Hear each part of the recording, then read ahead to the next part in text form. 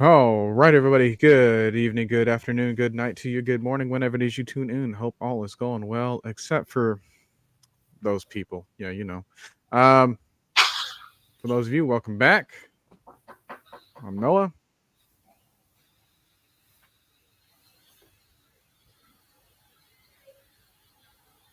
Psst, say your line. Oh yeah, what's going on, man? Trey here.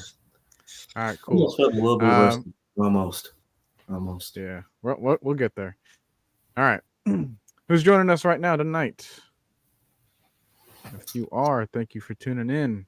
If you're tuning in later, hope we won.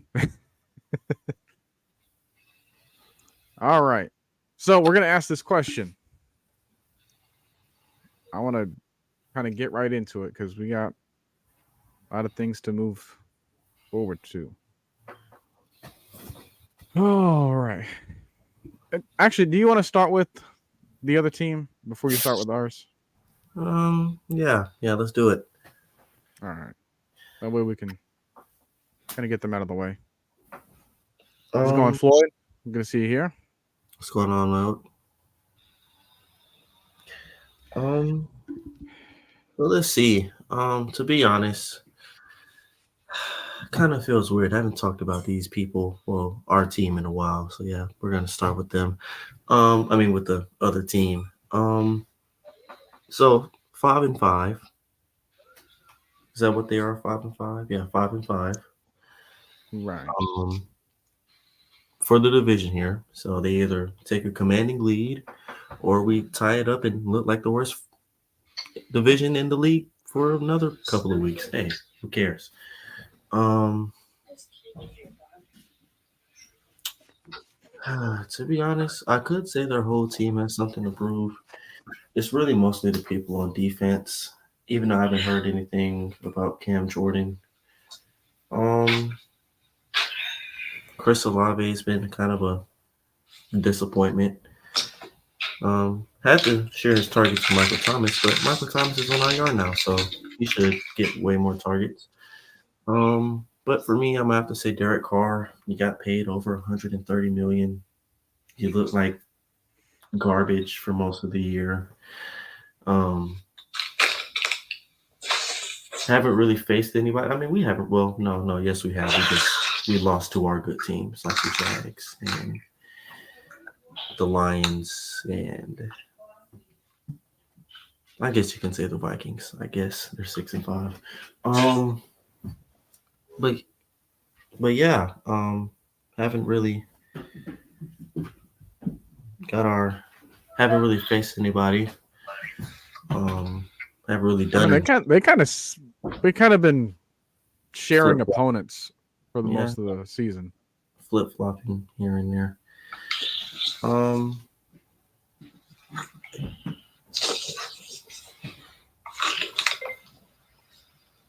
um, I want to ask this question real quick. What is happening in the background on your your feed? I have no idea. Well, no.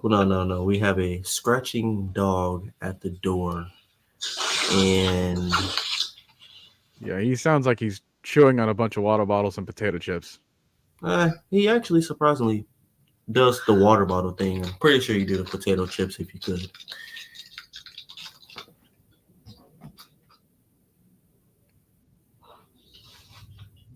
But yeah, he's a little. He's a little weird. I'll say that. Weirder than All of them most. are in their own lovable way. Yeah. But yeah, if I had to be completely honest, I probably it's like nearly a tie between Derek Carr and Chris Olave. But if it's me, it have to be Derek Carr because if I'm mistaken, Derek Carr got knocked out in the Vikings game, and then Jameis Winston ended up doubling the amount of points that they had in the second half. He Or also best, like tripled the amount of interceptions that game. yeah, there were like 2, 3 interceptions that game. A couple of them where I was just like, oh, there's 30 for 30. Um, but yeah, I don't know, man.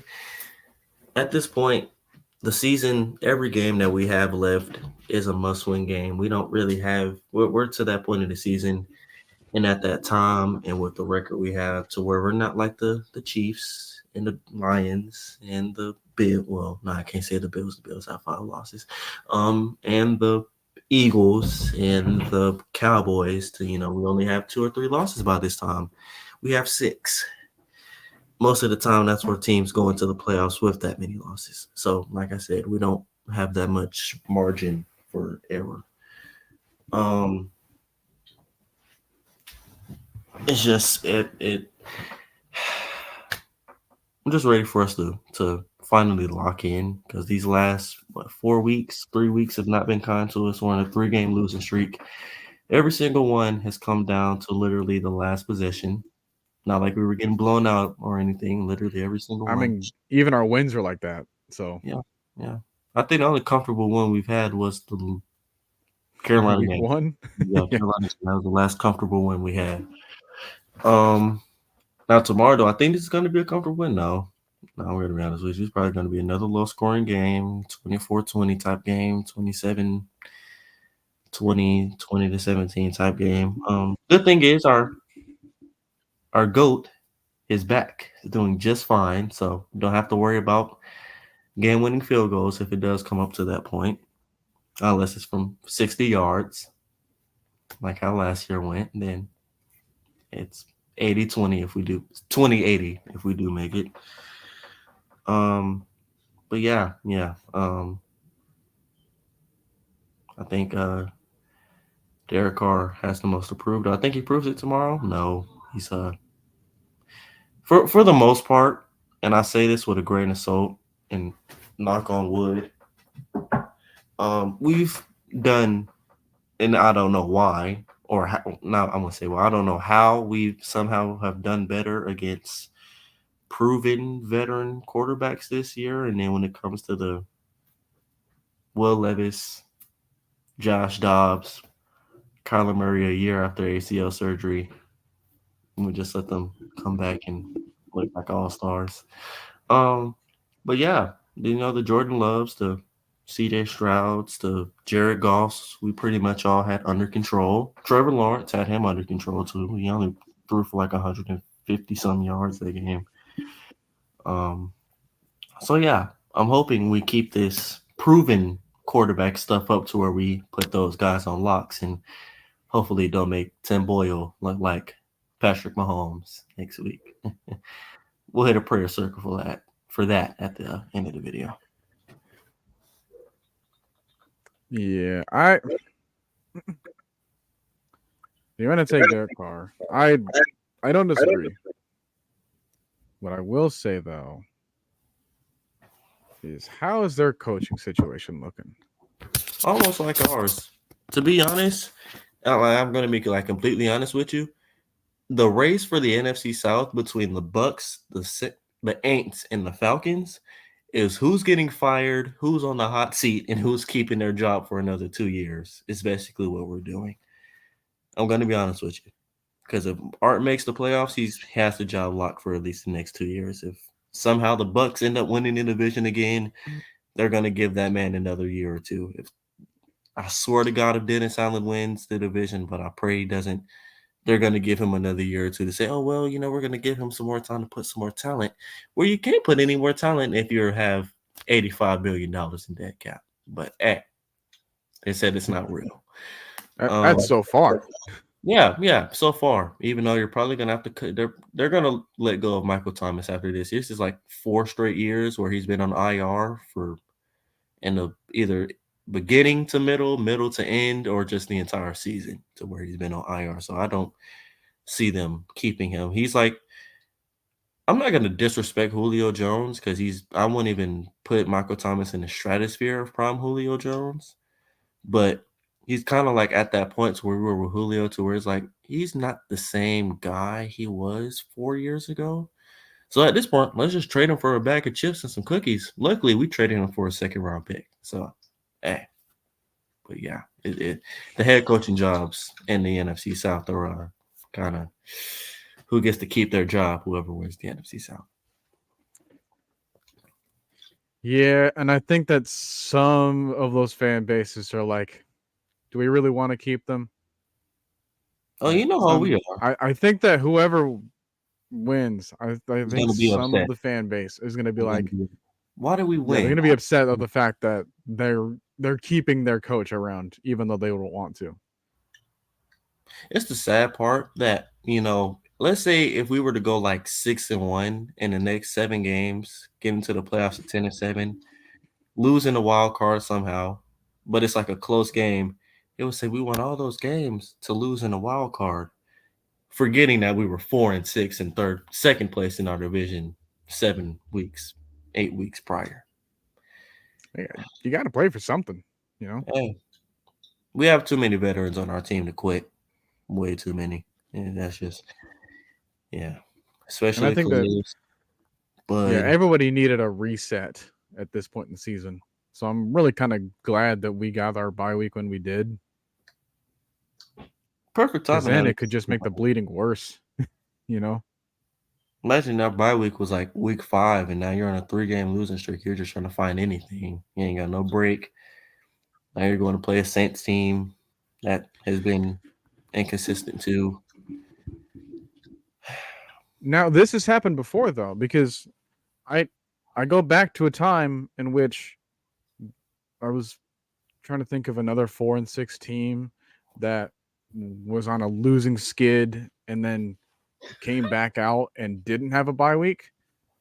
2016 Packers, Oh yeah. Mr. Wait, Run the Table season. what record were they after we beat them? Wasn't it like They were like 3? 4-2, but then we were the ones that caused them to have that skid. Oh, yeah, And they went to then they had four that and other five. loss. They went to 4-6, and it's like, you know what? I think we're gonna run the table. They ended up winning Six every other game until they came to us again. this Like, time. They and lost. that one had another season, which like, did they really want to keep McCarthy around? Did Aaron Rodgers kind of start losing it at that point? And that's when all doubt was gone, at least for another year. Um, I don't see that happening with us. I think there's just a bit too many question marks.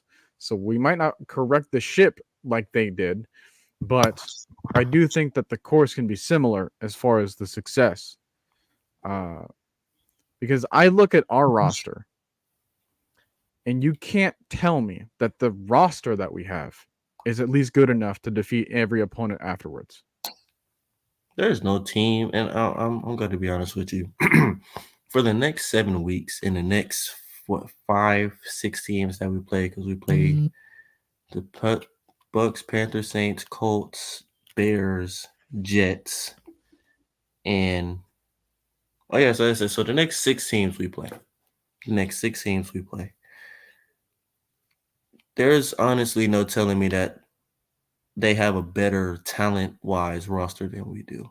They're just their record may be better, where they at may be better, but talent-wise, there's no team that we play over the next 7 weeks that you can just say, "Well, that team is like 10 stratospheres ahead of the Atlanta Falcons." I know, like the reason and the reason we are sick from 4-6 instead of 6-4 or 7-3 right now is mistakes that we put on ourselves because we were being either undisciplined, trying to make a play, or both. Or we couldn't wrap up and tackle. AK break and contain, trying to be the guy, loses contain, Kyler Murray swoops right behind him. 35-yard gain from the line from where he was at that point, but a 13-yard gain from the line of scrimmage to where he slid at. But Dupree, even though he was getting held, has 2 hands on Josh Dobbs, tries to make a play swiping for the ball, loses his grip. Josh Dobbs races a tackle, 13-yard gain. Wick Lillis. Well, no, my fault. Will Levis. And DeAndre Hopkins looking like Peyton Manning and Marvin Harrison Jr. Well, senior against us. All of those, well, 2 Well, of it's those. funny because I don't remember Marvin Harrison hugging his defenders on the way to the end zone. Oh yeah. That was a. Still haunts me to this day that play was not called a flag, or at least holding OPI, illegal touching, I mean, it anything. was almost the same thing with Trey McBride to Well, Trey Richard Grant. McBride touched Richard Grant. No, even though Richard Grant was beat on the play because he broke out of his transition too slow, he was still with him because Richard Grant does have speed. He has sideline to sideline speed. It was like, oh, the ball's getting underthrown. So I'm going to toss him out, like literally like ragdoll him out the way and catch the ball. And, not going to call the flag. But yeah, plays like that. Plays exactly like that. Not them beating us, but us beating ourselves because of either brain farts or mistakes that we put on ourselves. And we can say that about every loss that we've had this year. What loss can you honestly say that we had to where you were like that team, other than the Lions game? The Lions game, we really didn't beat ourselves. They more beat us. But every other game, what game can you say to where we were just like that was the better team? Like that team was us like strictly like the better team today. Only other one in contention is Jacksonville the week afterwards. Yeah. But like, we're the same team that beat the Texans, you know, and that seems like a far cry from how we feel now. And it's the same season, you know, like 4 weeks everyone ago. had really high praise with Jordan Love, and then look what he did. I mean, just Thursday, and then look what he did week one. Look what he's doing to certain other teams now. Like he's starting to get his groove. Faced us early in the season, couldn't do a single thing in the fourth quarter. Like we can have a very dominant defense in the same way as our opponent can, you know? And I can't not say that they're also kind of like falling apart, like we're mentioning, you know, like there's other plays that we can point to, but that's not it, you know, like those are late game scenarios. Why are we putting ourselves in those late game scenarios in which we're letting our exhausted defense try to save the day for us at the last minute? I don't want to put them in that position. No, I want to have like a 10-point lead or something like that, and then let them duke it out amongst each other until something breaks loose, and then we can just use our offense and then either run out the clock or, you know, just do something to save the game. But the way that we're doing right now, I know that we have the roster to beat any team, but we just make the mistakes in which we almost lose to any team in the league. And that's what's the most frustrating part about us right now. But it's equally frustrating if you're an Aints fan. Like, and you're still kind of like scratching your head. It's like, all right, well, how are you going to play? Because we almost have similar problems. Now, I mentioned that we beat the Texans because the Aints didn't. You know, I mentioned that we beat the Packers because the Aints didn't. Actually blew 18-0 lead to them in the fourth quarter. Literally, the fourth quarter. It was 18-0, and they lost the game. Okay. Hey, I didn't do it. I was actually going to start it earlier. Trey is the reason that we're starting right now. So had my little brother's playoff. It just happens. There. I'm not. Man. Now, see, the thing is, you know you guys are going to win. Now, next week, when Bama comes in the house, most likely going to lose. Hey, look, I don't care because we're going to beat the dog out of y'all. But it's okay. But, yeah, back to the Falcons. So, yeah, I got to look at their wins and, like, congratulations. You beat the dead Patriots. Congratulations. Hold on. You beat the weird Colts team that doesn't really scare a lot of people right now. They actually straight. They let up, what, 28, 30 something points to the Colts? Something like that. With Gardner Minshew in. Okay, so let's look at this. So they're on a so they beat the Titans week 1, which whoop-de-doo. Barely by a point. Beat the Panthers by 3. Very slowly. Lost to the Packers. Yeah, congratulations. You almost made Bryce Young look good. Got blown out by the Buccaneers. It was like 26-9. Yeah, blew out the Patriots. Lost to the Texans 20-13. Almost came back against the Jaguars. Lost to them 31-24. Lit up. Barely escaped by the Colts 38-27. Barely beat the backup quarterback led Bears 24-17. Now, even though we lost a couple backup quarterbacks, I will take Josh Dobbs and Will Levis over any Bears quarterback that they have right now other than Justin Fields. Almost got blown out by the Vikings, but they almost came back, but lost the game 27-19. But yeah, all their wins are over teams kind of like us. Let's see. Like, they ain't got nothing to brag about, man. Like, Okay, so they have their win over the Panthers. We do too. They beat the Titans. but it's like it's weird how some of the teams, like I mentioned, like we beat Tampa Bay and they couldn't even come close to them. That was in their own place too, I want to say. Yeah, it was. Jameis Winston ends up throwing 3 picks that game, I think, or 2 picks. Derek Carr got knocked out the game. Yeah, Derek Carr's been injury prone a lot this year. I'm just not noticing. This is like his second game, week before last, where he got knocked out the game. My own car is more reliable than him on the field. With a concussion and a messed up shoulder or something like that. But hey, he's out of concussion protocol. Might be seeing ghosts tomorrow afternoon. I don't know. Do I really care? No, because hey, I'd rather you see 10 ghosts than throw 10 picks. But yeah. He needs to go past smog. That's what he needs to do. Jesse Bates hasn't had one since week 3? Yeah. Last one he had was against the Lions. Almost had one against the Texans, but he dropped it. 3 for 3. I need 3 for 4. So like, yeah, we're going back. Like, this is how they're 5-5. This is the leader of the NFC South as of right now. And this is the team that we're supposed to be scared of. This is the one that was like, oh, it was a clear-cut winner, people. This is the ones. It's like, yeah, go ahead and pin them to win the division now. They got the best quarterback in the division. Has the same stats as Desmond Ridder almost. And Des got benched for 2 games.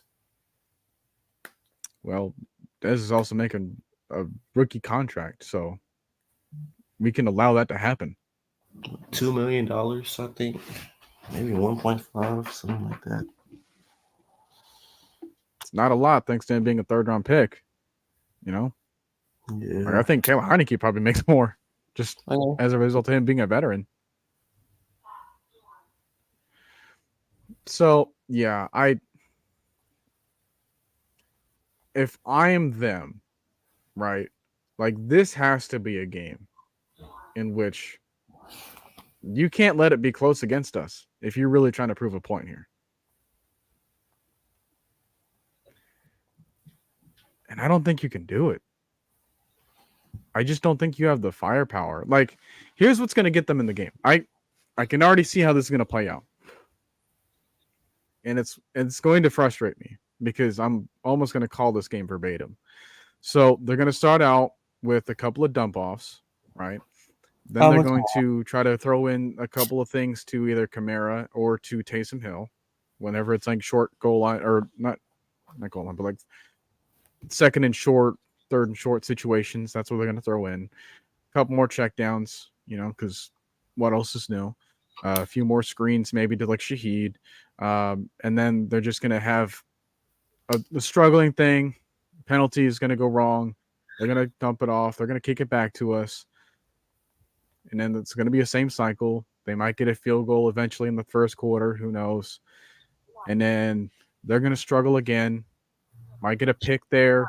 Might get a forced fumble from a sack. You never know what's going to happen there. But I can already feel the turnover happening in the 2nd quarter. So that's going to cause you to struggle again. You might get another like last second before the half ends, another field goal just to kind of get yourself on the board and make you feel good about yourselves before you get into halftime. Then you come back, and then that's when you decide to throw like the one deep pass that you're known for to Chris Olave. Now, he might come down with it, and he might not. Who cares? It's the point that you're going to throw it, and you're going to get a flag, even if he doesn't catch it, or even if he does catch it. And that's how you're going to progress down the field. You're going to take that strategy. You're going to just obliterate it until we all just lose our minds. And that's how you're going to get into field goal range. Then you're going to either have another pass to Shaheed, which might also get flagged, which at that point, like, yeah, we're just done. We're sick of it. So we're going to have to go down the field again, retaliate. And then once we figure you out, that's your entire strategy. A couple more run plays here just to pad the time, just to pad the stats of Kamara, maybe. Or, your other back or whatever, just in case Kamara gets tired of his, like, 3 yards per carry or whatever. Like, and then, yeah, I pretty much unveiled the entire Saints game plan. If I have something to prove here, if I'm a coach, I'd want more creativity because I can't let that be the way in which you would lose a game. So I'm looking at, Pete Carmichael. I'm looking at Dennis Allen, making sure that this isn't a close game between us, if he really is who he thinks he is. And if it's not the case, then I would really start getting worried about that lead slipping away from your fingers. Because if I want to take a look at your thing correctly. Take a look here. All right, who you have coming up? Pretty much after us, you're going to face Detroit. That's another loss. You're going to face the Panthers. All right. Oh, they'll lose that Face game. the Giants. They'll surprisingly. You know what? They might. To be honest, the way they're the Rams. Matthew Stafford's been. I would trust the Rams first. Now, see, last year they faced the Rams. That's a Thursday night game, though. I don't know how it's going to play out. It's in LA, so I'd probably give them the advantage there.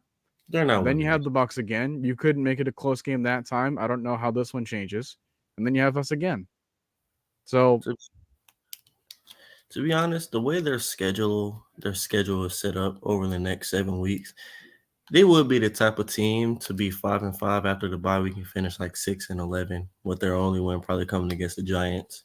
But then again, Tommy DeVito just put up 230 and 3 touchdowns on the Washington Commanders a couple weeks ago. Hey. And MetLife didn't. If there's a year to be a backup quarterback in the NFL, let me tell you. That'll be the game, though, to where they probably going to overtime. Saquon walks it off. It's just like the last overtime victory, in which they won the coin toss, and it's like they want the ball. F them. The way this, all right, so let's because I got their schedule put up too. So I'm gonna look at it like this. They lose tomorrow by 2 scores.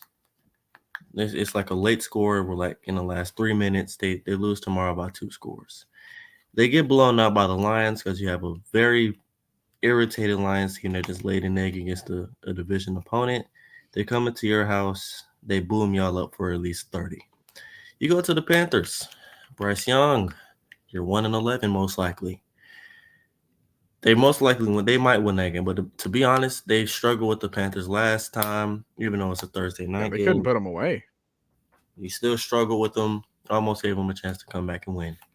The Giants and the Panthers are probably your most winnable games over the next 7 weeks. If you lose those 2 games, you might as well just kiss Dennis Allen goodbye, which I probably think most of the fan base wants to do. You're not beating the Rams. I'm going to be honest with you right now. The Rams may look a little inconsistent, but I'm pretty sure they're like 6-5 right now. I think, or they may be the same record as the Saints. I don't know. They might be similar to us, actually. Let me look. Like 4-6 or something. That might be. The Rams are Oh, wait. Where did I just go to? Okay. The preseason. Yeah, they're Okay. 4-6 as well. Yeah, 4-6.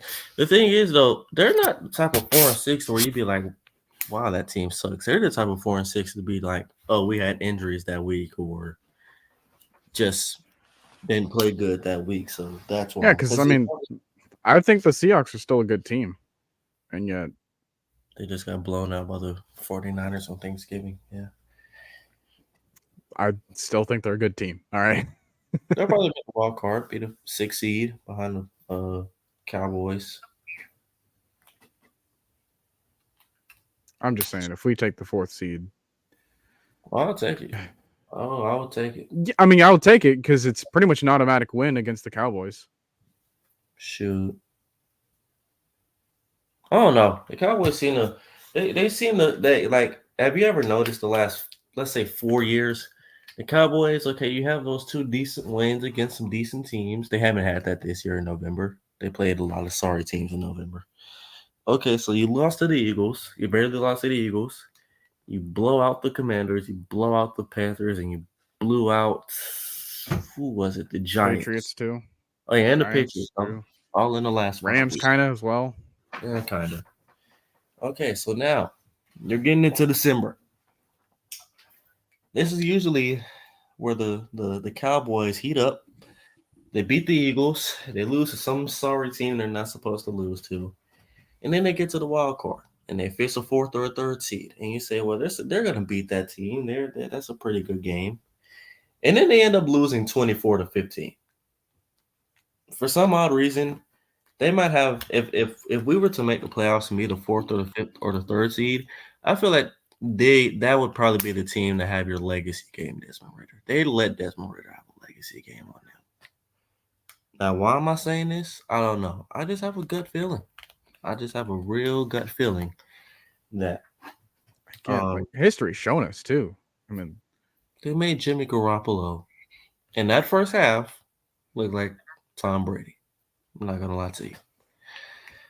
They made Raheem Mostert look like it was Barry Sanders.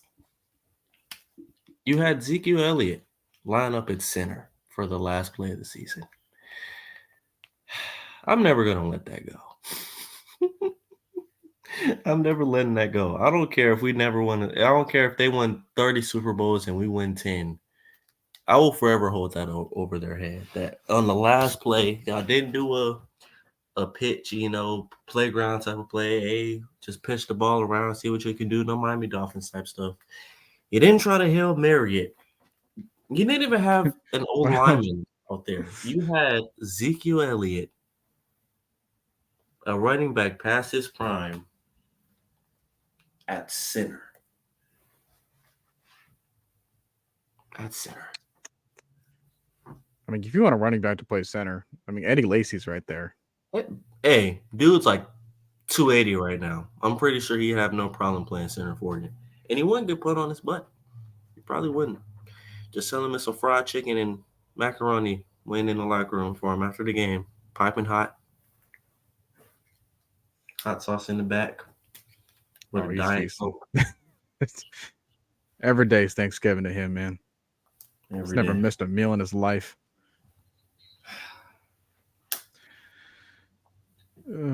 So that's them.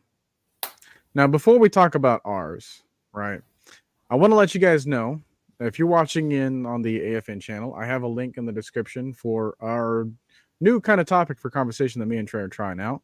I want to ask the ultimate question as to what we think is the best song you can find in a video game. Now, if you want more information as to what I mean when I ask that question, I'll explain it in the beginning of that video or the stream, and then you can watch it from there and how we do things. If you want to take a look at our last conversation, it just happened last Sunday, and it was about the NFL Street Series. So we took every song that you can find on the NFL Street Series, games 1 through 3. Yes, 3 does exist, people. And we ranked them, how we felt about them, and then we let each one duke it out until we found a winner. So if you want to figure out who that is, well, pay attention. And then you understand our explanations as to why we thought so. Now, if you want to continue in and like listen as to our process of things and like deciding things. I won't be playing the music live because that can give us strikes and stuff, but I want you guys to come to an understanding of where we come from when we judge these music and where we think that they fit in the game and fit ourselves personally. So if you want to stay tuned and stick around, I have a link there, and then you can subscribe to my own channel, Noah Tyndale. It is that name below me. So if you want to take a look and join the conversation, we'll be doing our next one next Sunday, most likely. We tried to do it tomorrow. We just couldn't have the time because Trey's got a championship game to attend to for his brother. So congratulations to him.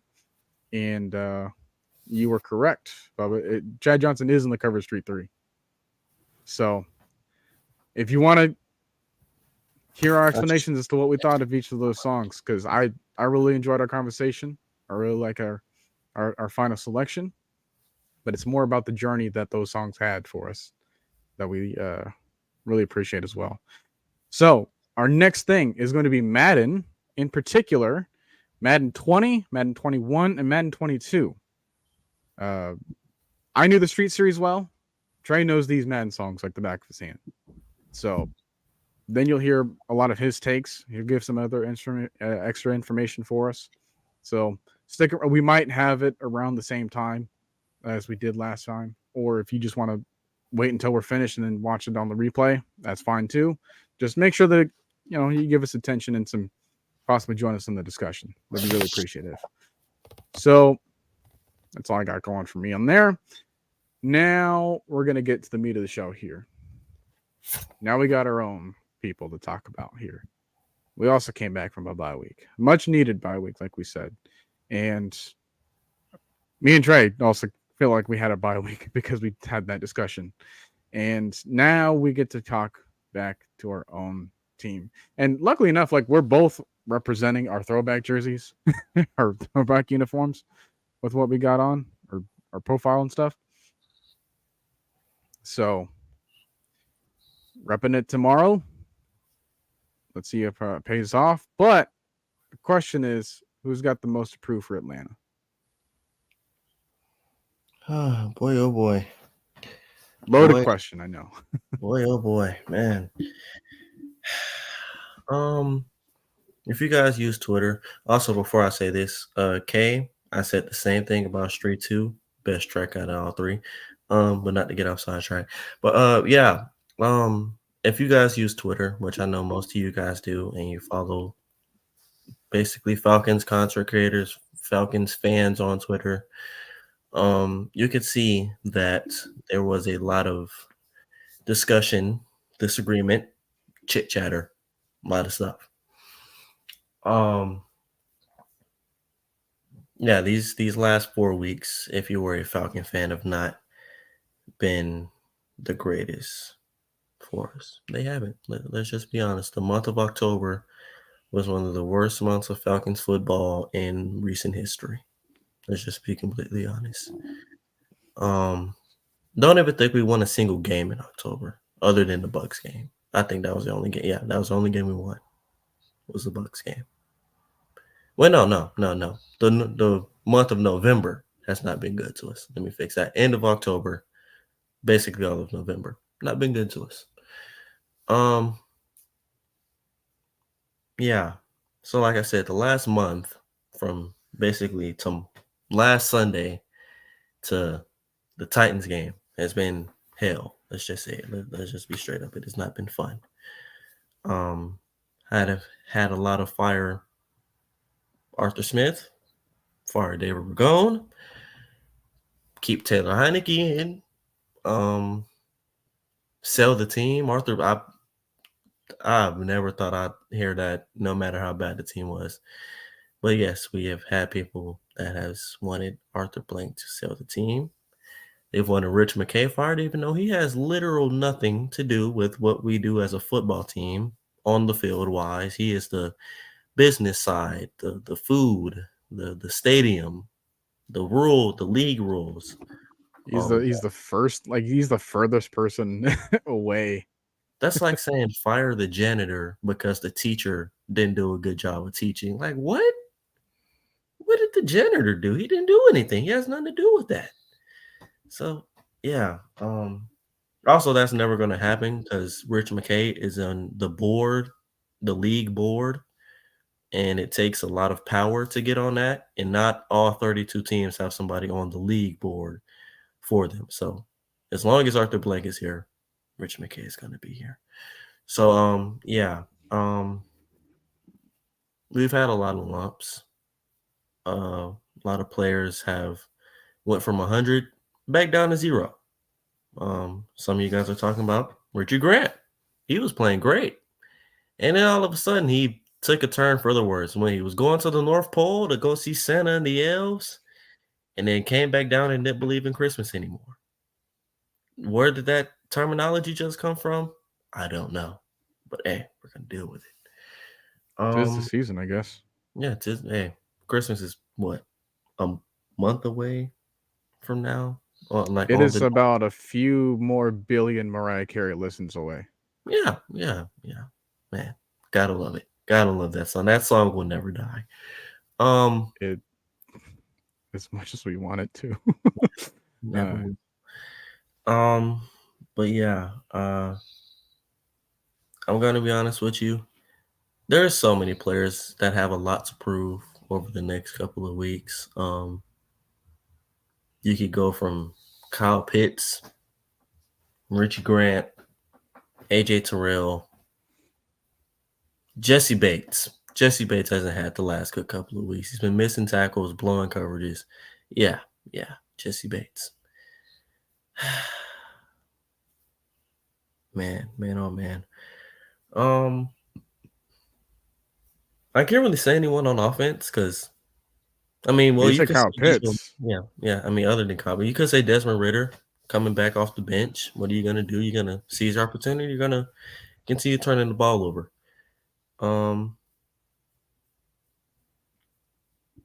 Who else? Caleb McGarry. Caleb McGarry's been getting it's like they're taking his lunch money and they're not giving it back in change either. They're just taking the whole 20 and going to buy a couple of pizzas with it. For me, I told Noah who I was going to go with before the show started.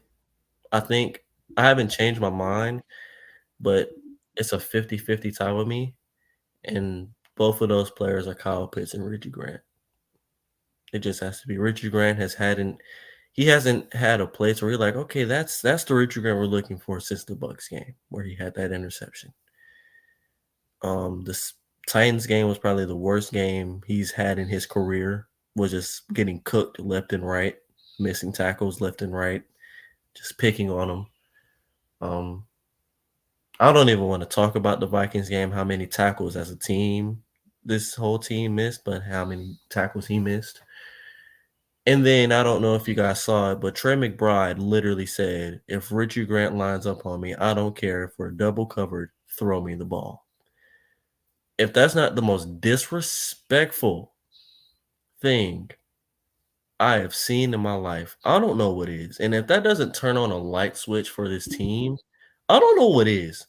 Because a player on a 2-8 team that has lost 7 straight. The week before they played us, they had a total of 52 yards as a team.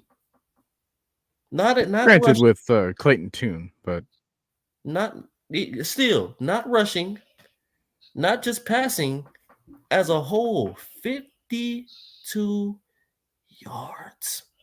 It was against the Browns too, by the way. True. And that same player had, I believe, 2 catches that game for like 6 yards, maybe 5 yards. So it's like, why now? You know, like out of all players, out of all teams, now we have to have that player go viral for saying, oh yeah, if he lines up on us, throw me the ball. Just, hey, I don't care. It's like Julio Jones on an undrafted wide receiver. If he lines up on me, throw me the ball. It's like, that's disrespectful. It was like him versus Bené Benwickery. Basically. basically, like that is like ultimately sad. Like you can't have that happen. You can't have that happen and not have a chip on your shoulder. And I'm like, you know what? I'm gonna go out this next couple of weeks. I'm gonna go out in this next game, and I'm just gonna show out. I'm just gonna show out because I'm gonna be honest with you.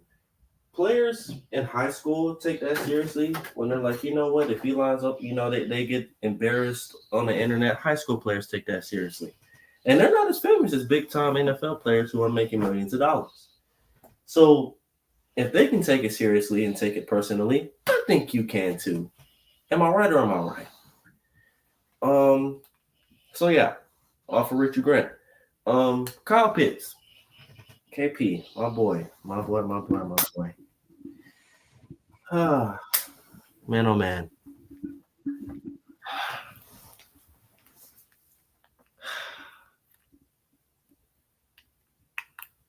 When was the last time we had a Kyle Pitts like amazing game?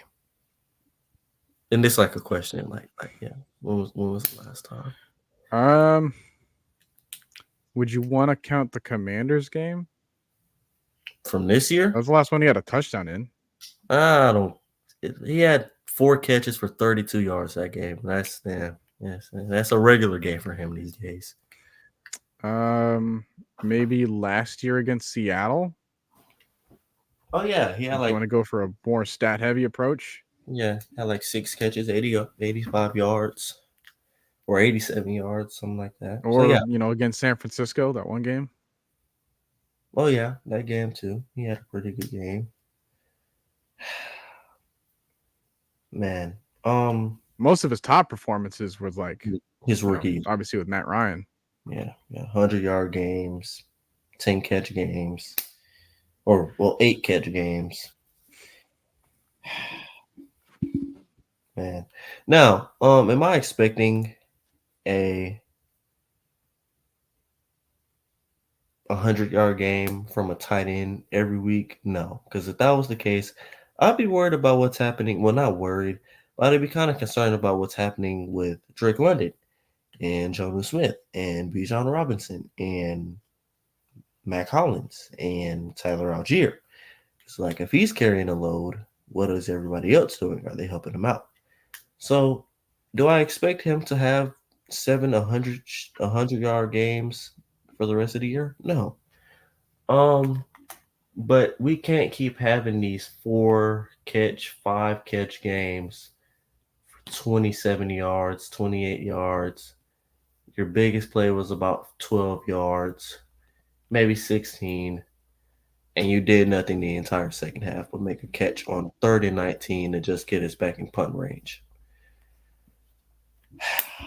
I love Kyle Pitts. Love him to death, man. That we've said it before. We'll say it again. We're going to continue to say it until the guy retires. He's a unicorn. He is meant to just go out there and dominate. Now it's week 12. Now I don't know if his knee is still bothering him. I don't know if he's still recovering. I'm not going to speculate, even though I've tore both my ACLs and I know how hard it is to come back. I'm not going to speculate to where he is. I'm not going to give him excuses to how he's performing. Now, has the play calling and his usage been the best? No, it hasn't. Let's just be straight up. It hasn't. But you cannot lie. There are some plays to where they're designed for him, like for him or Drake, and he's the main option. And it's just like, well, that didn't work out. So who are we gonna go to next? I just need one game, a clean streak of Kyle Pitts games to let me know that he may not be back fully, but he still has it in him to where he can go for 1,000 yards any season. He can have that 100-yard game any week. He could have that 10-catch game any week. He could catch a pass in the end zone and not have a cornerback who I didn't even know of until this season have more pick sixes than he has touchdowns in his career.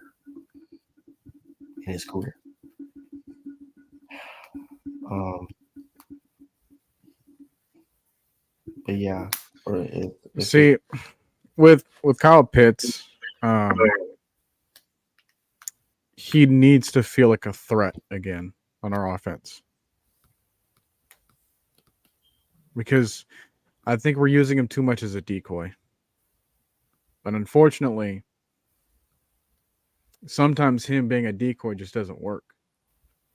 Because when you make him a decoy in a route or in a passing play that features Johnny throwing to, Pruitt, like, Oh, Lord have mercy. is that really the best decoy play? That was Or it. if you're just having him clear out a route, and yet if he's getting too, frustrated with not getting the ball. Now, thankfully, he's not like bratty and vocal about it in like a negative way that's like against the team just for the sake of him getting stats. Like, I think that he's always going to want the win first before he gets the stats. But it does concern us that we're not getting either, and how we can get one, we might have to use the other.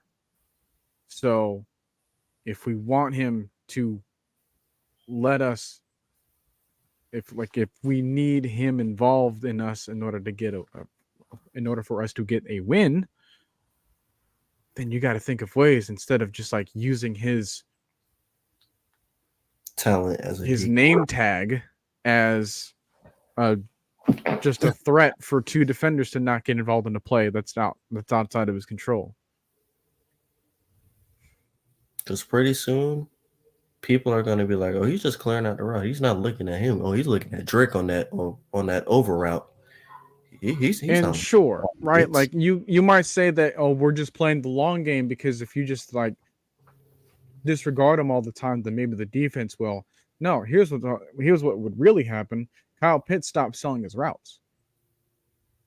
And if he stops selling the routes, then that makes the play all that more predictable for everyone else. If he can't convince those other defenders of what he's doing and the importance of it in the play, then they won't care about him regardless because we told him that he doesn't matter in that play.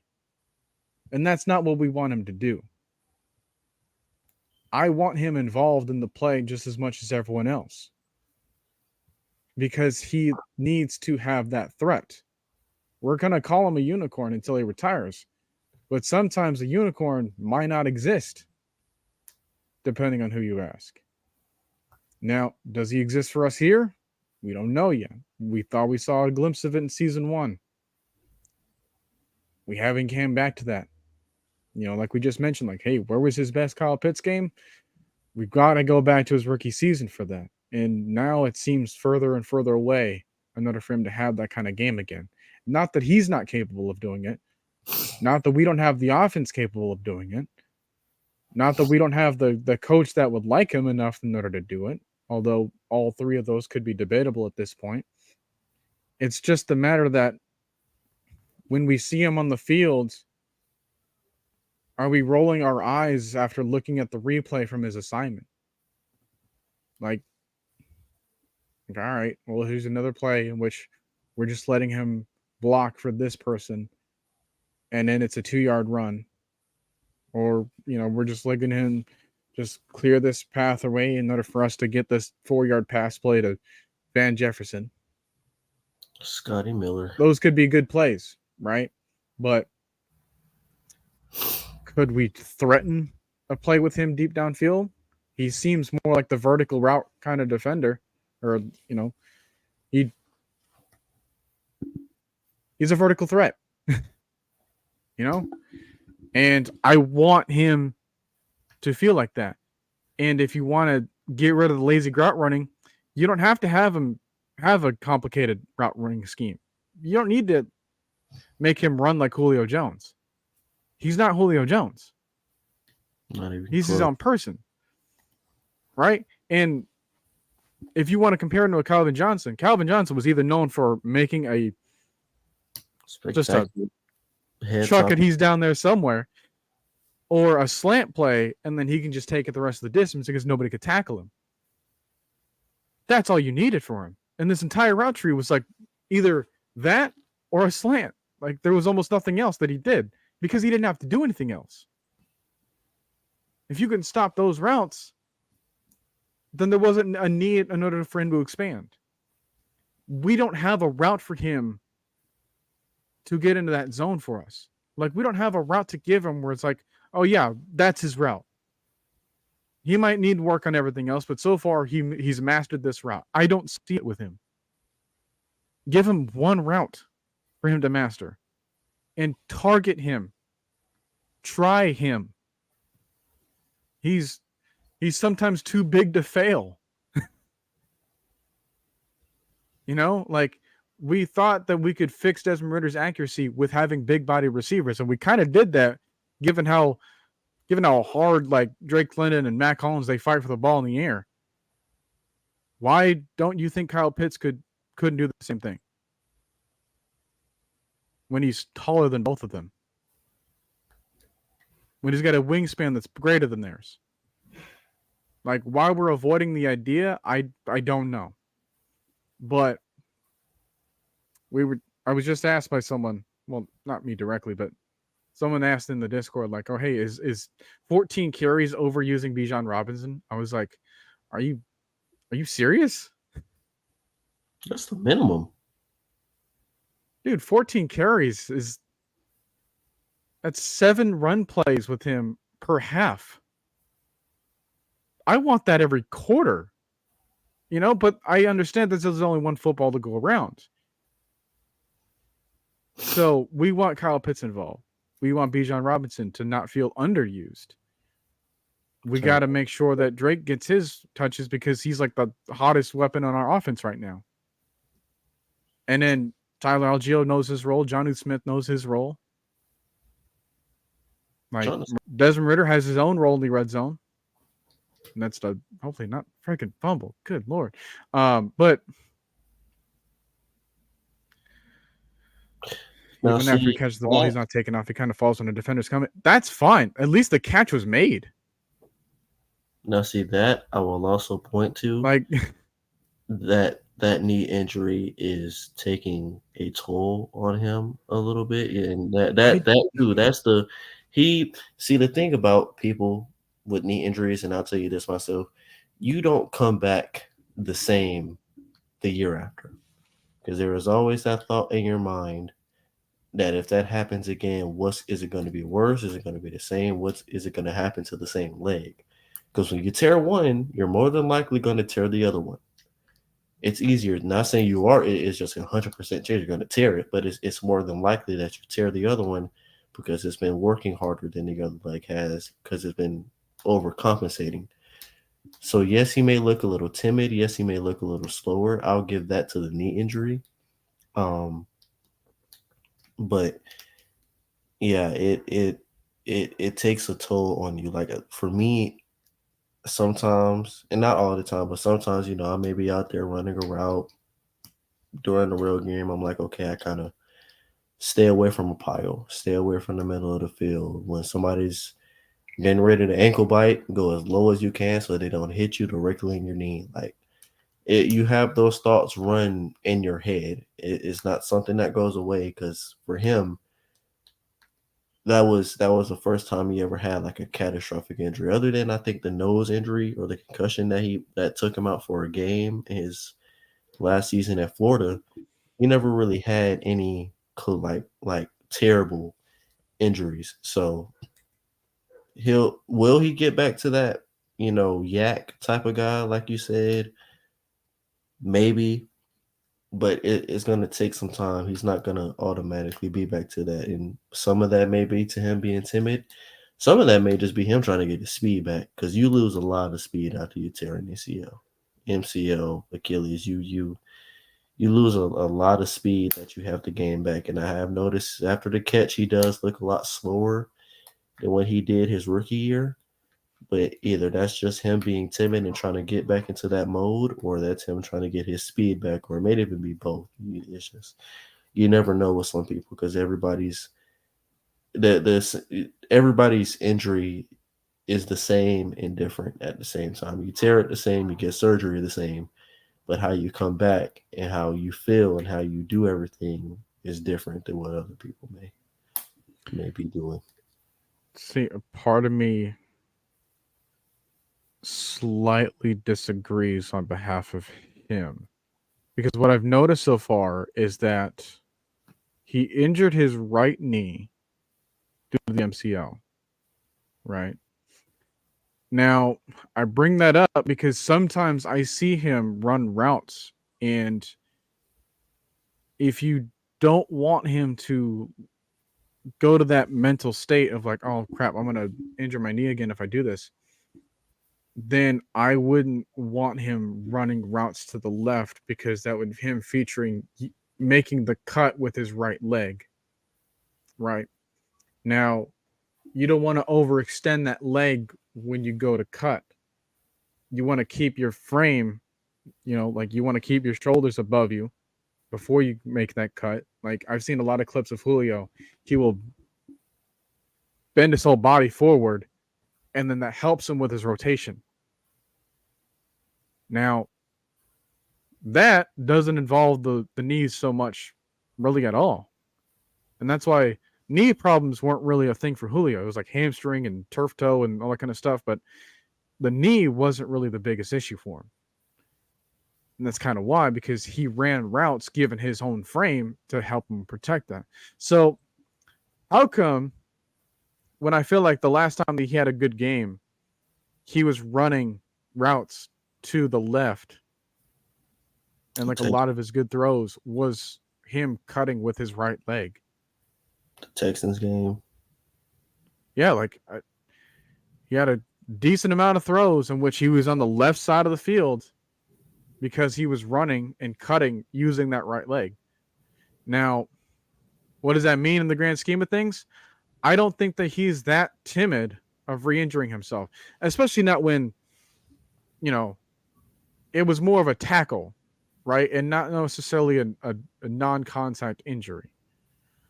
If it was a non-contact injury, then yeah, I would be afraid on behalf of him, but that's happened to a lot of people, mainly because of the turf and stuff. But what are we going to do there? But as far as like what he's got to do to protect himself, first off, that wasn't him like running a route. So anything that happened beforehand, I think he needs to trust himself again. And I think he's doing that. I think he's trusting that leg. I think he's trusting himself to like keep himself protected. And I think that he's understanding that this is like the safest time in the league as far as like, all these penalties and stuff that are like on behalf of the defender. We're talking about like Kareem Jackson, like Vontaze Burfict type players. Like they're not really around anymore because they keep getting fined out of the game. And they're not even for like,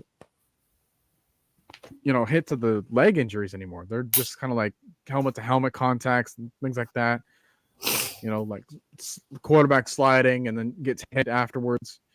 So it's those kind of stuff. Tight end doesn't have to worry about those. And, I've never really seen him in that kind of mode where he's like scared to get tackled. That is when I think he's playing too timid. But I don't see that with him. Then again, I don't have enough sample size because he doesn't really get the ball. So I think if you added up both from his catches right now and his catches last season, I don't even think he'd still touch the amount of catches he had in his rookie year. That's just now, given the fact that he was basically our number one everything for a good part of the season because our number 1 and 2 receivers were Tajay Sharp and Russell Gate. Jesus Christ, that is got. Now that I say that right now, both of those guys are out of the league. Well, no, Russell Gage is still on the Bucks, I think, but Tajay Sharp is out of the league. Muhammad Zacchaeus is a number 5 on the Eagles, and whoever we had is Christian Blake is out of the league too. Forgot about him. Frank Darby, practice squad. Russell Gage. Is he still on the Bucks? Is he? maybe. Yeah, he might be. I'll check that later. I don't But think yeah, it matters. Now, given the fact that he was our number one everything that year, wide receiver, tight end, just weapon, he was going to get force fed no matter who was guarding him, how many people were guarding him. He was going to get force fed. This year, things are different because we have seven. Well, I won't say seven. We have three number one guys and like a lot of decent number two and three guys that can get the ball and make plays. So he's not going to get force fed like he used to. You can't force feed him, and now Drake's mad. Can't force feed Drake, and now Kyle Pitts is mad. He can't force feed Bijan, and now both of those guys are mad. And it doesn't help that we're losing all these games, and it's just all three of those guys are barely getting fed. That's what's going to kill it all. Is that you have Bijan, you have KP, you have Drake, you have Jonu, and all of those guys can't even rack up for more than 150 yards because, well, we only passed for 72 yards last game. Like that can't happen. Worst part about it, you only got one football. Right? There's only so many plays that happen in the typical game. I think you get about 50 something, 60 plays, and offensive shares have to be split on behalf of that. Which I'm like, all right, well, if we get 60 plays, we have 6 people. 10 targets each one. Now it sounds That's easy. what I'm thinking. It sounds easier in your head. Like you're like, yeah, 10 targets each one. That shouldn't be too hard. But hey, Scotty Miller scored the most touchdowns on the team in the last 2 weeks. So, well, 3 weeks. So, hey, anything's possible. But yeah, it's gonna take a lot. I want to say a lot. It's just how the and not to say we're the Chiefs of 2019, but the Chiefs with the 2018 and 2019 them, they had Tyreek Hill, they had Sammy Watkins, they had Travis Kelce. Either week, one of those three guys, if not two of those three guys, could pop off for at least 9 weeks. It happened. Tyreek, 100 receiving yards. Travis Kelce, 85 along with that. Sammy Watkins, 100 receiving yards, 80 receiving yards. Travis Kelce, 100-yard game. It just you're not gonna have a game unless you're just blowing a team out senseless to where all your guys are getting the ball just force fed to them. We've seen it with Christian McCaffrey. That's the reason his streak got broken because everybody else was eating, and you don't want to stop the hot hand with Brock Purdy just to try to have Christian McCaffrey score. If Brock Purdy's over there lining defense up, keep letting him. Hey, you want to pass for another 20 yards? Pass for another 20 yards. I do not care. You're doing what you're doing best. So, not all of your star guys are going to get the ball at the same time. It's just how you divide it all up, and then how you make sure that they touch the ball frequently over a season to where no guys be like, well, Drake London has 800 yards receiving and Bijan has over 1,000 rushing yards, and I'm sitting here with 455 and look like a bust and a role player. Like you don't want to have that going on because now that's not only separating the locker room, you're separating your relationship with the coach, and now you're losing still too. So it would help if you're winning games. You're sitting at 7-3 right now. You're 4-6, and you're not a lock to make the playoffs. You're fighting for your life every week from here on out to make the playoffs. So yeah, that doesn't help either.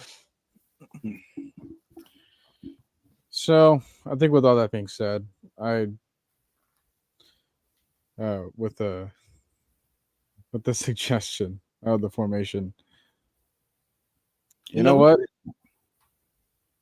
I don't know about the What was it like? we have 20 information. Yeah, what was it like 2012, 2013 Oregon, in which all they did was just run no huddle because of Chip Kelly. Or it might have been before. It might have been 2015 because the way Marcus Mariota had it. It was either, all right, we're going to do a read option, and we're going to do an RPO, and we're going to do another read option and then see how that works. And it somehow worked. It'd go down the field in like 35 seconds, like Yeah. after running like 6 plays. And all they did was run no huddle, read options, and RPOs with 1 or 2 play action passes into it. So what? Because I don't think I've answered the question yet. I think we're just talking about Kyle Pitts a lot. Yeah. I got to go back to the coaching again, because I think it all stems from that. Especially as far as like we know that the ship is not heading in the right direction. The ship needs to be steered back to its original course. Is Arthur Smith the coach to do that? Because while he technically might not have his job on the line,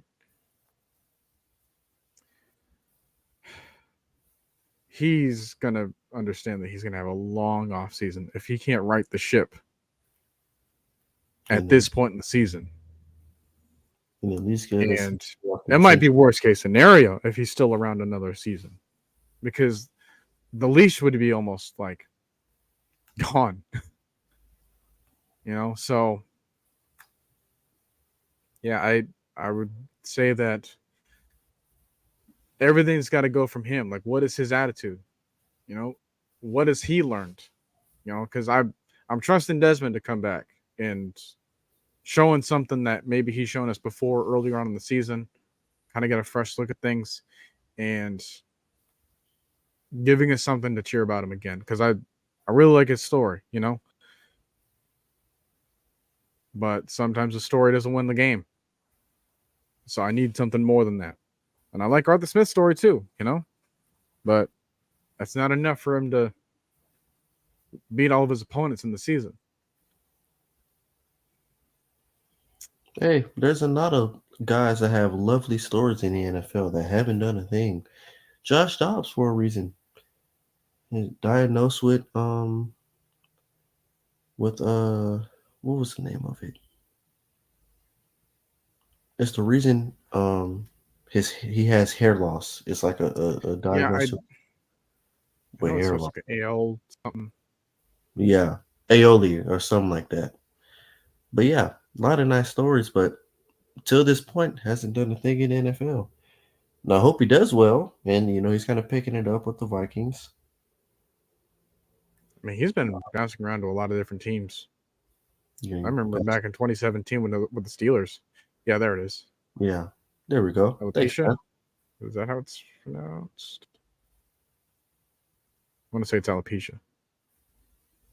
But yeah, a lot of lovely stories. A lot of them.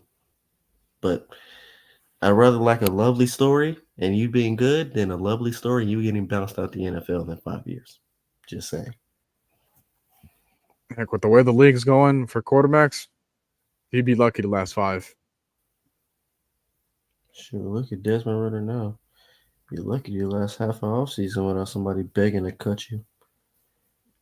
That's the crazy thing is the first 5 picks of the NFL draft aren't even solidified yet. We don't know who has the number 1 pick.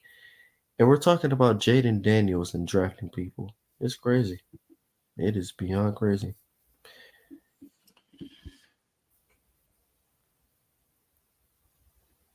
Yeah. Before we get to the draft, of course, we got to go with like free agency and see how that pans out. And I think that's the thing that like everyone's still missing. the point, no matter how many times it happens, like free agency happens first, and that can sometimes change the entire your entire perspective on the draft.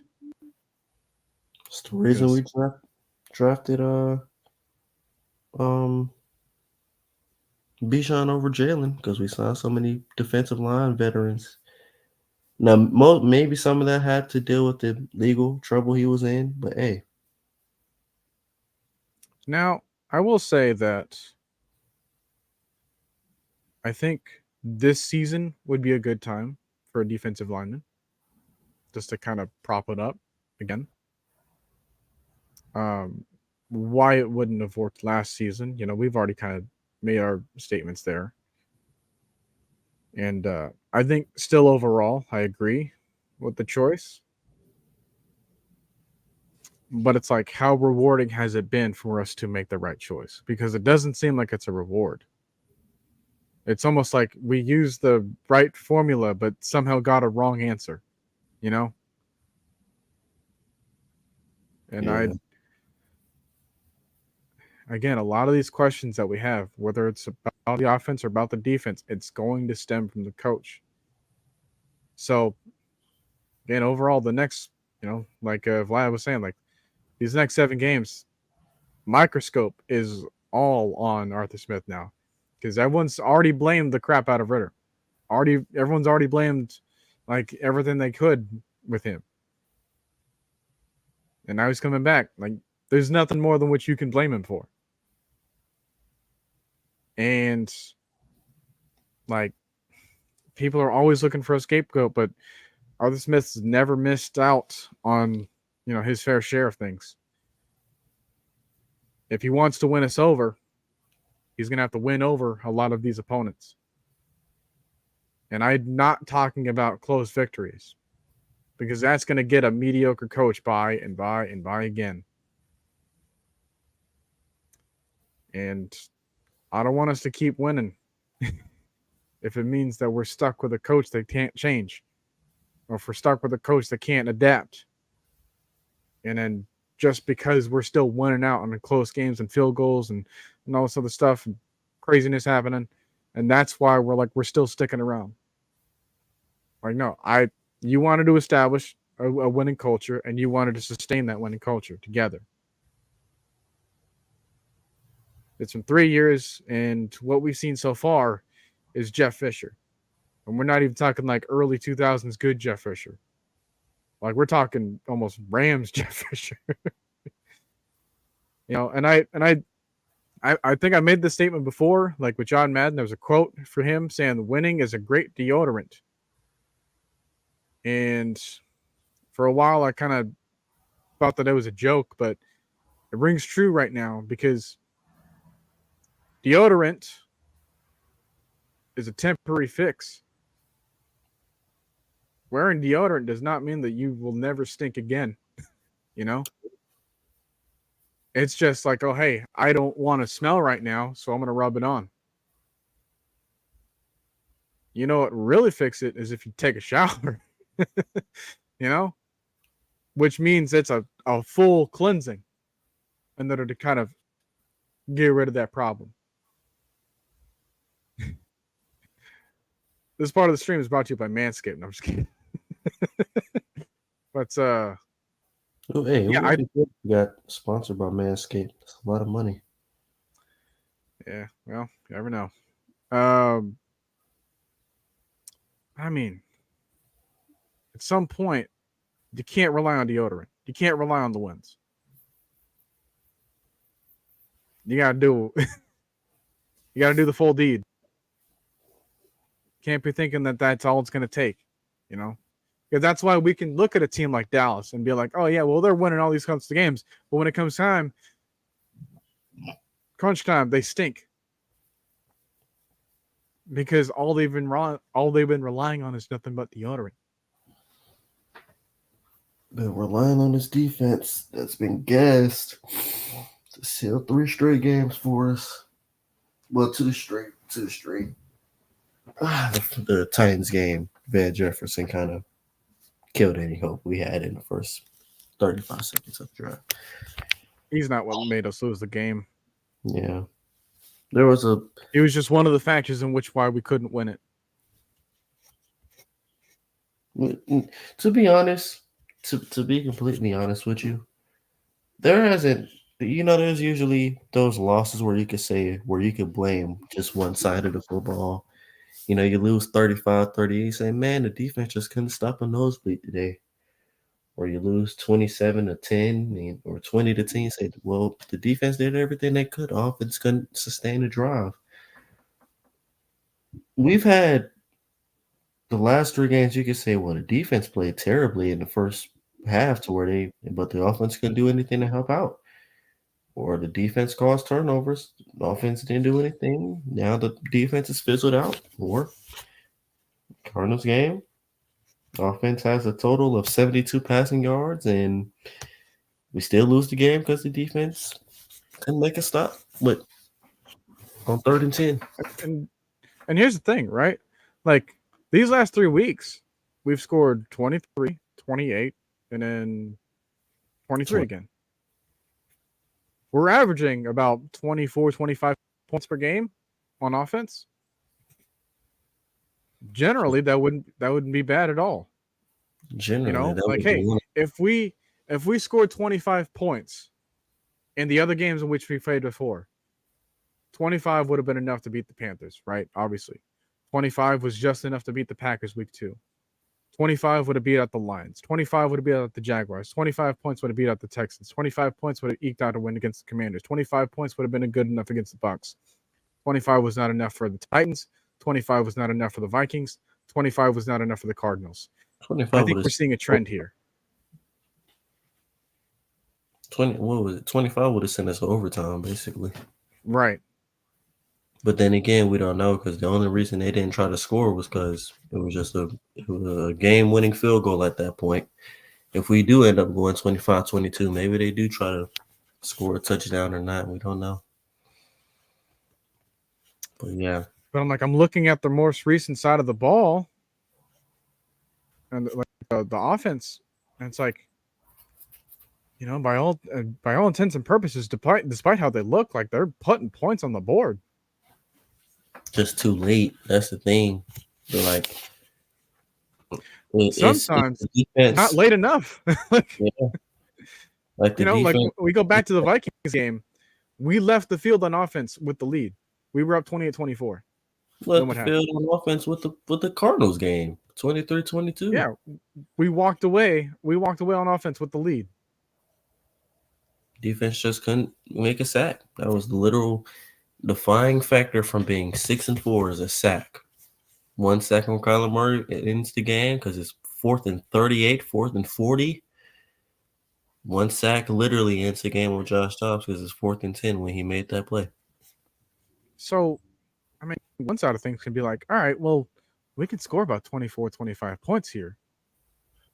And won the game. Normally would have been enough in order to beat our previous opponents. But now I see that there's a trend of the other side of the ball in which either we're not doing them any favors, which, rings true to some extent, but they're also not doing us any favors either. Still ain't doing us no favors. No, especially the special teams. Good Lord. God, I miss Avery Williams. I loved Avery Williams, but I did not think Avery Williams was that important until we lost him. My God, I cannot wait to have that man back next year. If I see Mike Hughes returning another punt in my lifetime, I'm going to pull out a dread and cut it off. Not even that, but it's like we can't cover and field a punt either. It's a crazy thing. We're just trying anything at playing. We put Bijan out there last week. We put D Offord in there 1 week. Put Scotty in there. We're just trying everything. Hey, anybody that can field a punt, go out there. We'll see what happens. We're having punt return tryouts during games. Well, what I'm also saying is that when we punt, we can't tackle the guy. Or we can't punt it. He goes 20 yards and then it bounces back. But the tackling as a whole, from special teams to kickoff, punt team, defense especially, has been an issue since the Titans game. Really, it's been an issue since the Commanders game. Because the Commanders game is where really all this special teams BS started. And then we couldn't tackle anybody during the Bucs game. No. Then we couldn't tackle anybody during the Titans game. Show couldn't tackle nobody the Vikings game. In the Arizona game, Kyler Murray looked like a kid running away from his father, trying to give him a whooping for breaking the candle. Man, oh man. But yeah, that's the one thing. Because if you think about it, we were tied for 3rd or 2nd in the league the first 6 weeks for least amount of missed tackles in the league. Now we're tied we're in top 5 for most missed tackles in the last 3 weeks. Like, man, maybe the pendulum's swinging in a different direction, but either way, got to do something about it. So what's Arthur's plan here? Either kick start it up or tear it all down. But right now, we don't. I'll say this because we're kind of pushing it, but right now, there has never been a more do or die last stretch than right now. It really hasn't. Because if you think about it, Arthur Smith isn't going to be fired unless it's from what Arthur Blank said or from what the sources said Arthur Blank said, unless it just goes into a complete spiral and we lose the last 7 games and the locker room clearly doesn't follow him anymore. Then that's when he gets fired. Right now, Arthur Smith isn't just playing for his job. You have a lot of young players on contracts that are playing for their job. Heck, even Caleb McGarry may still be playing for his job, even after his extension. He's regressed a little. Him and Caleb. Well, I want to say Chris. Chris has always kind of had trouble in pass protection, but it hasn't showed up as much as it has this year. I'll say that. I'll say that. I don't know if you'll agree with me on that, but he's kind of always had this little kind of issue in pass protection, but this year it's kind of showed up a little bit more. Caleb McGarry is always. Caleb McGarry, what was the last? What's the ever time we said Caleb McGarry was just a great pass blocker? Against Cam Jordan. Oh yeah, he's only given up 1 sack against Cam Jordan in the last 2 years, I think, or 2 sacks, something like that. But he hasn't been getting whooped. Surprisingly, it's like he's always like the.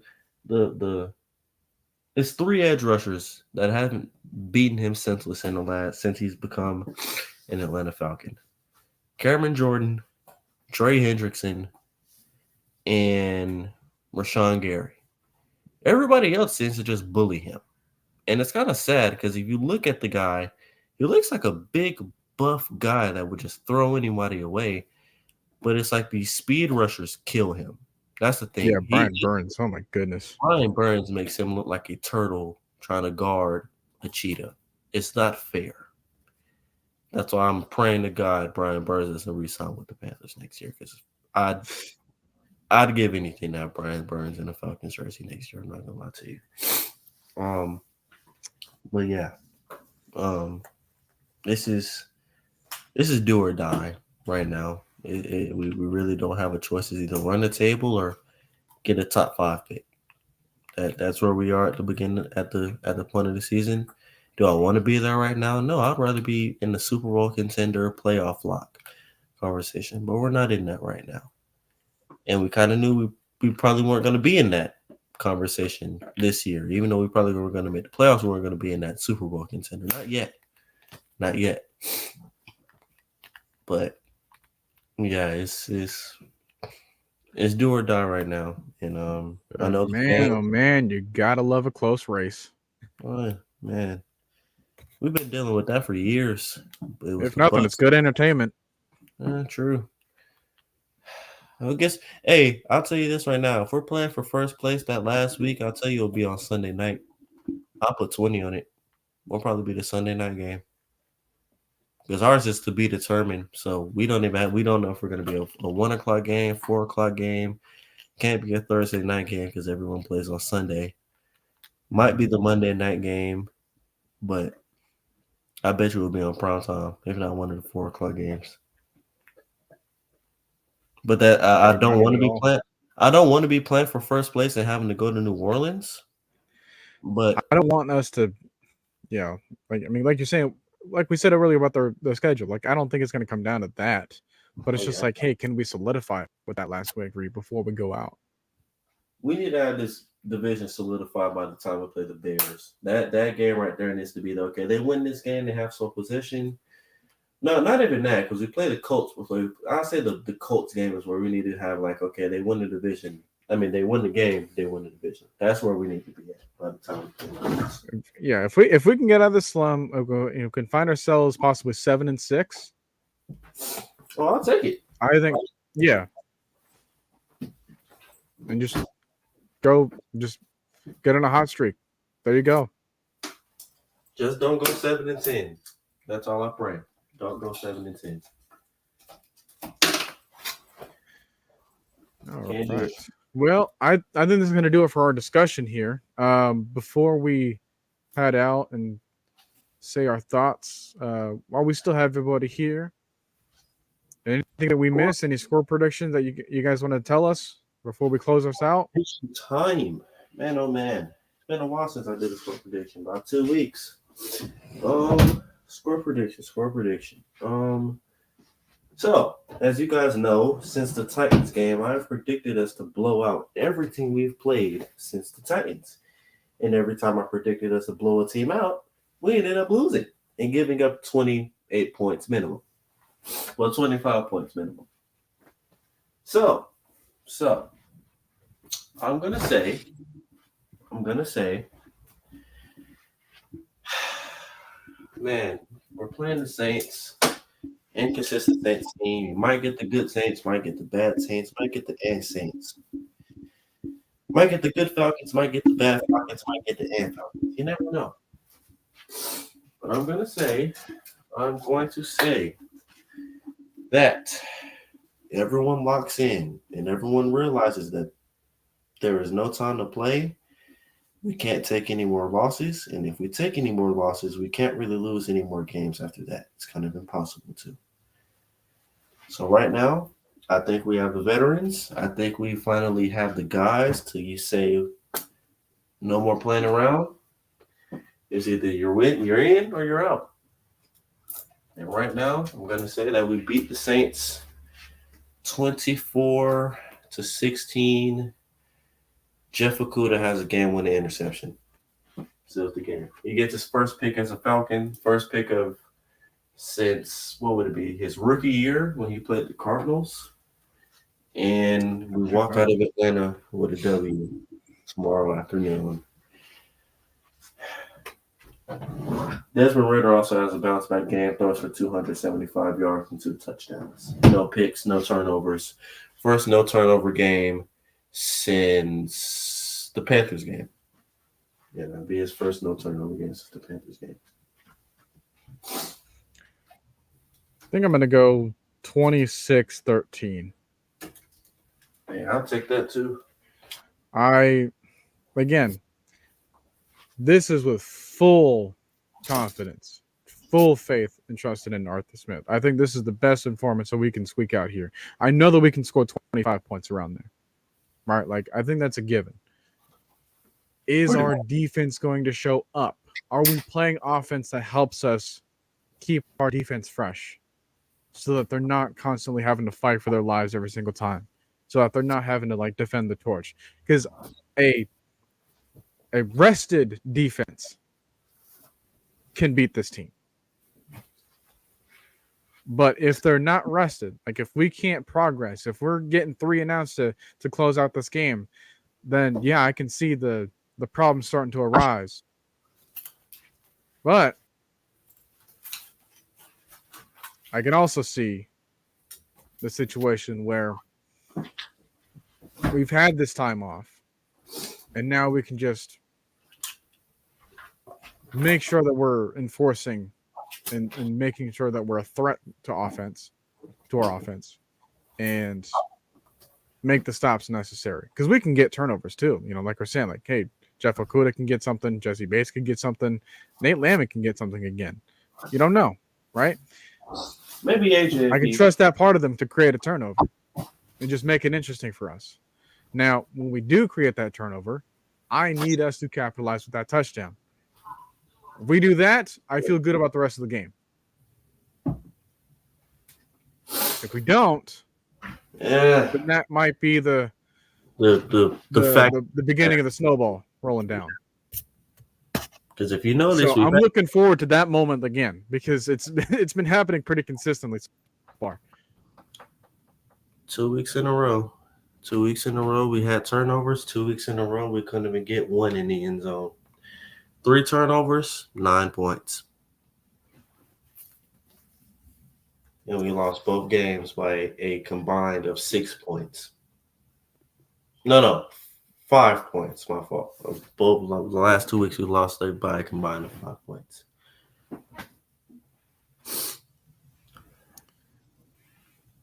So I think we're done with that. Now, if you want to stick around while me and Trey go ahead and tackle this to close out the show. Go one last little game, and then we're going to close it out for good. Because I kind of missed this. We didn't get to do it last time. And I chose one with this team in there just so that, can't say we didn't talk about them. So, I'm going to let you go first, Trey. If you remember, our job is to try to be as obscure with our guesses as possible. If we get anything like 1% or below, then we can probably get ourselves an extra turn. If we go 45% or higher, if it's too common of an answer, then that point gets awarded to the other person. And we're just playing a simple game of tic-tac-toe.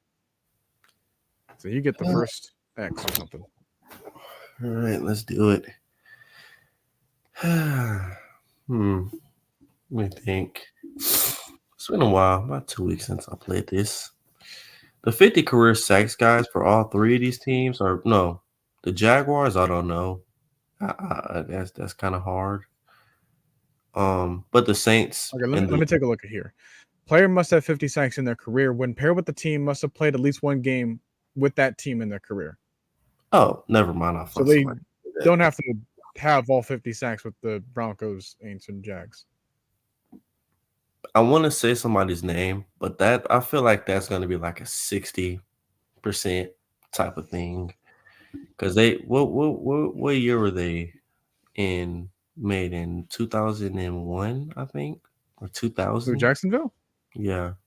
95. Yeah. So 5 years off. It doesn't matter. But they're still relatively new. They're still relatively new. I was gonna say somebody's name, but I feel like everyone knows him, so I'm not gonna say him. I'm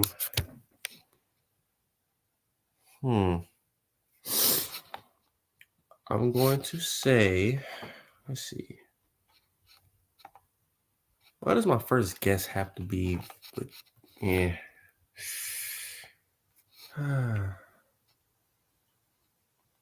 Let's see.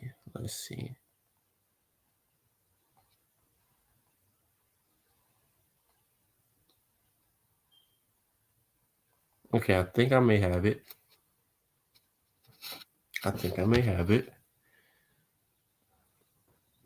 Let's go Saints, Steelers, Emmanuel Sanders. And I'm going to pray that his name isn't as brought up as it usually is. 35. Thank God. Whew. Thank God he was a team hopper, because I thought that was going to get like 47% or something like that.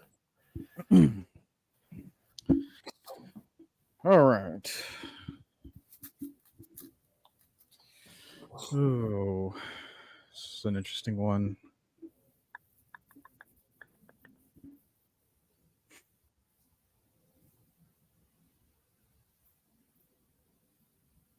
Let me see here.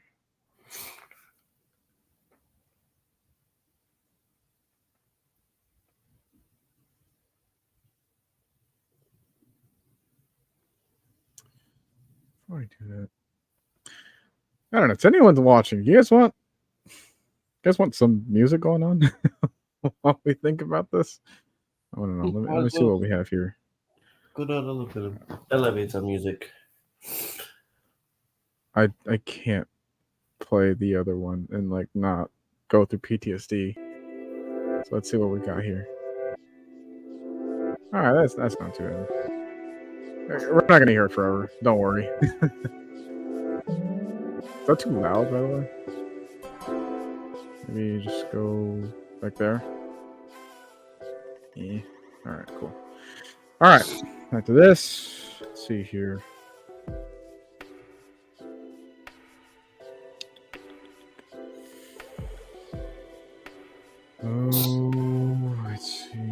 I'm gonna go.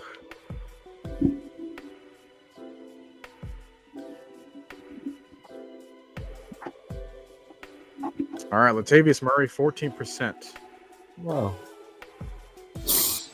Okay. You know what?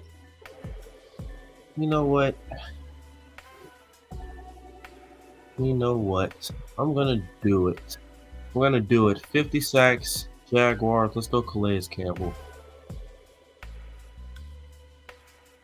I just want to see. I don't care if I lose. I just want to see how many people selected him. Wow. Ooh, that's a point to me. 75%. Wow. Well, how you did it is that I can't win with with these placements just now. See, but given that it gives me a direction in which I could go, either way, So you can pick two. All you need is two for either one.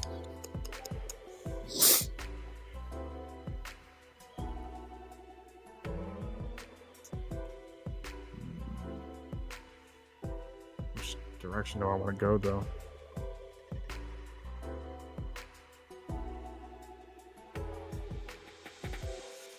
I think that... I'm trying to...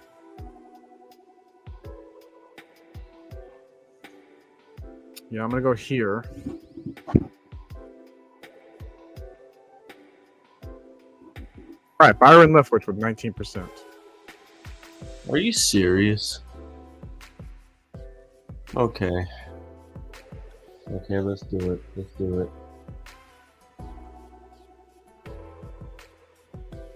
So you go ahead and find yourself a Jag Viking. I was about to.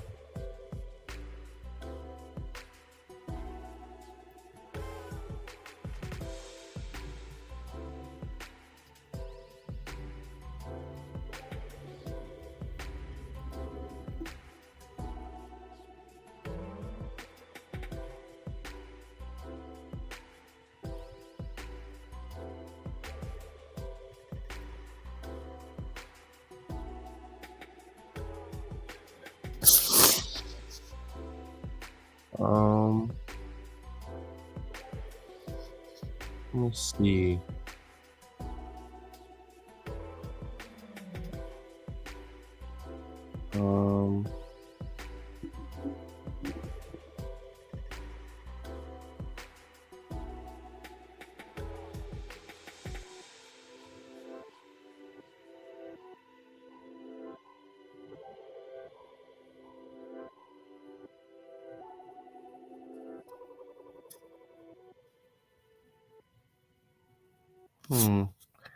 Let's go Ross Blacklock, former D lineman from the draft last year.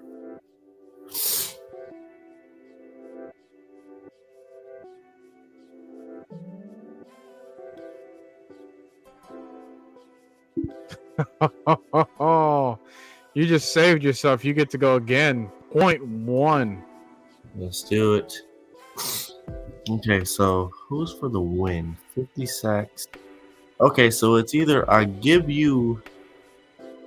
No, that's definitely true because if Calais Campbell came with 75, he's probably coming up with like 80, probably 90. Okay, so let's do it. Let's see.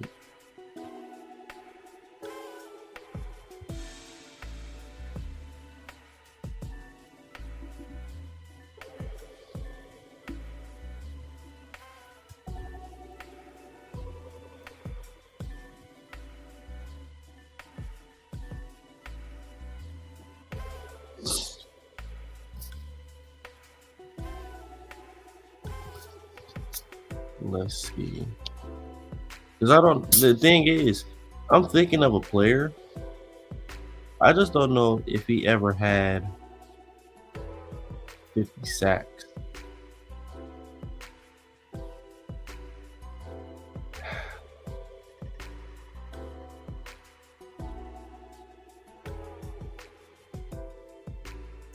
It's always a struggle with these ones. For real.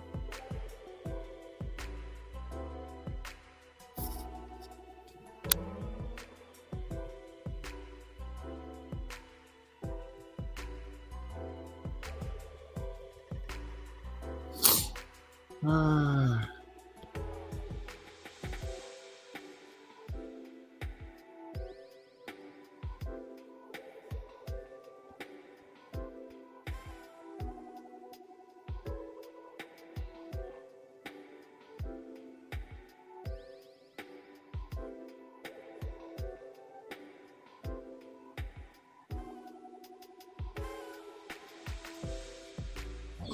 Okay, let's go.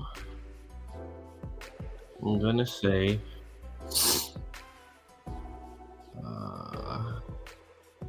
Trevor Price. Mm.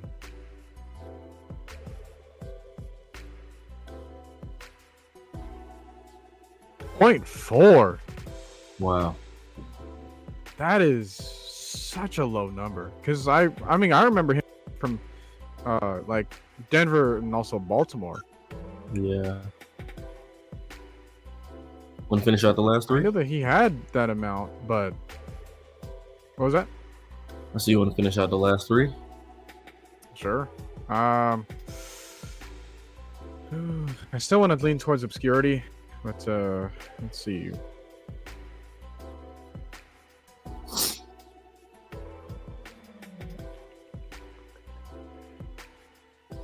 Manuel Sanders also would have worked here. True. That probably would have been a more obvious one, though. I'm glad I chose it with the Saints. He was with the Saints, I think, like 2020 or 2021, something like that. You know what? I'm gonna mention a player here. Cam Jordan? Like I said, I want to go obscurity. I don't want to mention him. But I could mention. I don't think he's got enough. And that's kind of like I want to save this one last then for my guess. So I just kind of want to focus on these two. What was that? I'm trying to. Oh wait, no. Joe Hayden only played for the Browns. He didn't play for the Broncos. I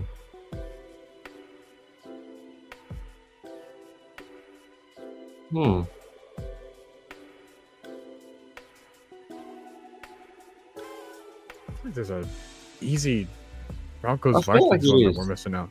I feel like it is.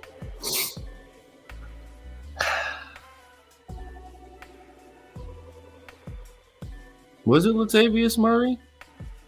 Well, if that was, he would have worked there too, but can't use him. Yeah.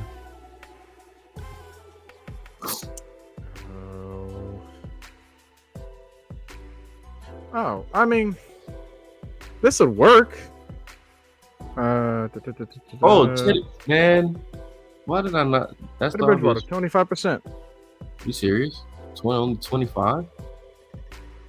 He almost saved the Broncos that once. No, stop. They were getting butt whooped. Okay. Broncos, Steelers. Any backup quarterbacks that played for them?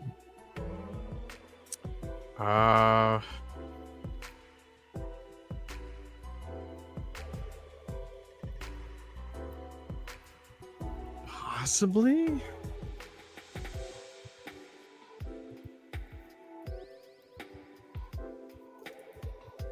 I feel like Tommy Maddox went somewhere, but I don't know if he went to Denver.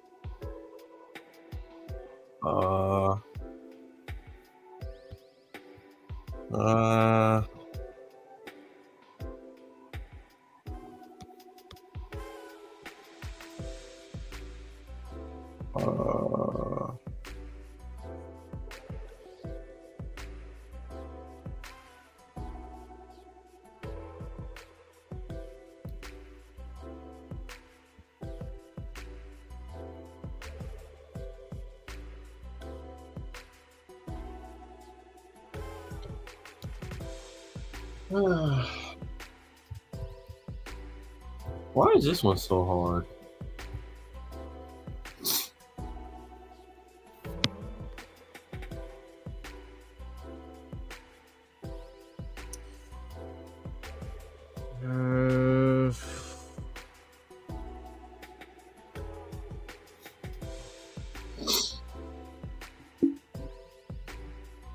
Any other wide receivers, tight ends? Nick Vanett, tight end, played for the Steelers and the Broncos and the Saints, I think. 1%. How is he more guessed here than Trevor Price is for there? Maybe because it was older, maybe. Dang. Unless everyone and their left mother is going for Von Miller there. Yeah, it has to be. Or That's like why I think. DeMarcus That's why I Ware, didn't go for him. Elvis Dumerville. I mean, Trevor Price was a good player too. Okay, I think my last guess here. I think this name works. Please don't be surprised by the name. I'm going to go with Will Smith.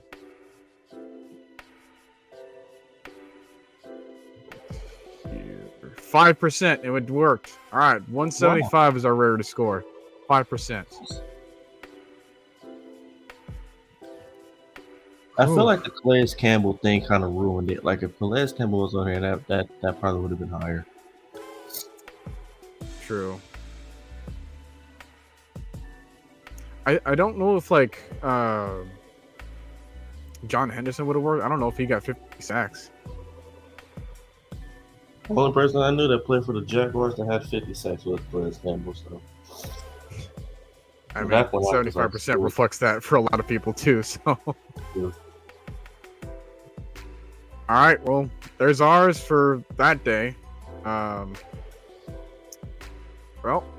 we're going to go ahead and catch you guys next time. Going to be talking about the Jets again. And then after that, we're going to be talking about some Madden soundtracks. So I'm looking forward to that. So I want you guys to be looking at that too. So if you want to take a look at that, take a look at my channel. And then you will find it there because it's not Falcons related, so I don't want to put it on AFM, but I do want to let you guys know about it. So thank you guys everyone for tuning in and sticking around, and we will catch you guys next Saturday. And let's get that win for the Dirty Birds. Let's do it. What's up, man?